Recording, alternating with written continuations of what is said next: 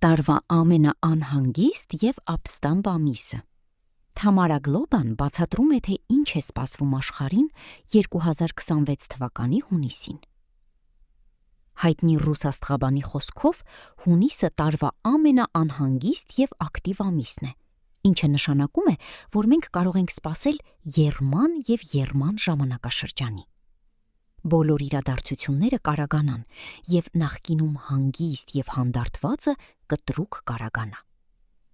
Բայց ինչ է սպասվում Հայաստանին և աշխարհին հունիսին։ Թամարա Գլոբան հրապարակել է իր վերջին աստղագիտական կանխատեսումը, որը կենտրոնանում է աշխարհաքաղաքական, սոցիալական և կլիմայական հարցերի վրա։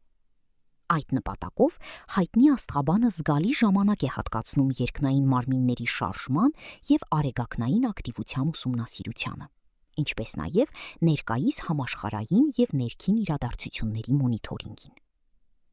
Հունիսը կառավարվում է Կարիճի կողմից, Մարսի և Պլուտոնի կողմից կառավարվող զգացմունքային և հզոր կենդանակերպի նշանով։ Թամարա Գլոբան վստահ է, որ այս ամիսը կենդանակերպի տարվա ամենաանհանգիստ և ակտիվ ժամանակահատվածն է, և գալիք հունիսը բացառություն չի լինի։ Աստղաբանը սպասում է թշնամանքի կտրուկ սրացման, ինչպես նաև իրադարձությունների, որոնք կարող են գրգռել հասարակությունը և ստիպել այն ավելի ակտիվորեն ներգրավել սոցիալ-քաղաքական կյանքում։ Այս իրադարձությունները կհանգեցնեն բազմաթիվ հակամարտությունների և շատ դեպքերում կստանան հեղափոխական բնույթ։ Այս աճող ակտիվությունն ու հակամարտությունը կնկատվեն գրեթե բոլոր երկրներում, հետևաբար կարելի է խոսել համաշխարհային միտման մասին։ Եվ որքան ինտենսիվ լինեն ռազմական գործողությունները, այնքան մեծ կլինի հանրության ցանկությունը հավասարակշռելու մեր փխրուն խաղաղությունը, որպեսզի համաձայնագրերը դառնան ոչ թե ֆիկտիվ, այլ իրական, ոչ թե թղթի վրա, այլ իրականում, վստահ է Թամարա Գլոբան։ Մերձավոր Արևելքի հակամարտությունը կմնա ուշադրության կենտրոնում, սակայն արաբա-իսրայելական դիմակայությունը մոլորակի վրա միակ թեժ կետը չի լինի։ Այլ երկրներում նույնպես կլինեն ակտիվության բռնկումներ, որոնք կձևավորվեն հեղաշրջումների և իրական հեղափոխությունների տեսքով։ Հայտնի աստղագուշակը կարծում է, որ ամենապահանջված ոլորտները կլինեն զինվորականությունը, փրկարարները և իրավապահ մարմինները։ Սա բավականին ակնհայտ է, քանի որ ամբողջ աշխարհում արդեն տեղի են ունենում ժողովրդական ապստամբություններ և բողոքի ցույցեր, և փրկարարների աշխատանքը, հաշվի առնելով ներկայիս իրադարձությունները, դառնում է ավելի կարևոր։ Խորհուրդ է տրվում զգույշ լինել թռիչքների և ճանապարհորդությունների ժամանակ։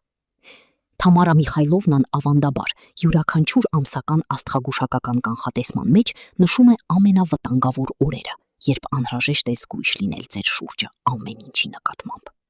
Նախևառաջ դուք պետք է ավելի զգույշ լինեք ճանապարհներին, հատկապես հունիսի առաջիկա օրերին՝ 4, 5, 6 և 7-ին։ Հունիսի 8-ը այս առումով բավականին նորմալ կլինի, բայց հաջորդ օրը ամենաբարենպաստը չէ։ Թամարա Գլոբան խորհուրդ է տալիս, եթե հնարավոր է, ցամաքային տրանսպորտով կամ թռիչքներով ճանապարհորդությունը հետաձգել ավելի հանգիստ ամսաթվի, առնվազն մինչև հունիսի 10-ը, որն այս առումով ավելի հարմար է ճանապարհորդության համար։ Հաջորդ 3 օրերը կրկին լարված կլինեն, սակայն 15-ին միայն կեսօրը կլինի անբարենպաստ։ Հունիսի 16-ը, 17-ը, 18-ը և 19-ը բավականին բարենպաստ օրեր են ցանկացած ձեռնարկման համար, բայց մի թուլացեք, քանի որ աստղերը մեզ նախապատրաստում են հաջորդ վտանգավոր օրերի՝ հունիսի 20-ի, 21-ի և 22-ի համար, միայն սկիզբը։ Այնուհետև գալիս է ևս մեկ դադար, և հունիսի վերջին անբարենպաստ օրերը 26-ը և 29-ը։ Հայտնի աստղագուշակը հունիս ամիսը անվանում է ապստամբության շրջան, երբ բոլոր հիմքերը փլուզվում են և ամբողջ իշխանությունը լվանում է։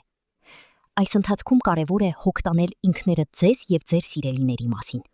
չփչացնել ուրիշների նախաձեռնությունները և ընդհանրապես զերծ մնալ բացասական գործողություններից։ Ի վերջո, կործանումը գործում է դոմինոյի էֆեկտի պես. մեկ բանը հանգեցնում է մյուսի։ Եթե դուք ռիսկի եք դիմում ինչ-որ մեկի դեմ բացասական սցենար սկսելու, այն անխուսափելիորեն կվերադառնա ձեզ մոտ ամբողջական շրջանով։ Արդյոք դա մեզ պետք է։ Ինչ եք կարծում այս մասին։ Այսքանը։ Եթե ձեզ դուր եկավ այս հոդվածը, խնդրում եմ հավանեք, մեկնաբանեք կիսվեք եւ բաժանորդագրվեք իմ ալիքին։ Ես միշտ ուրախ եմ նոր բաժանորդներ ունենալ։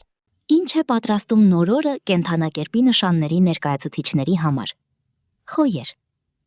Խոյեր, մի կողմ դրեք կասկածները եւ կատարեք առաջին քայլը դեպի ձեր նպատակը։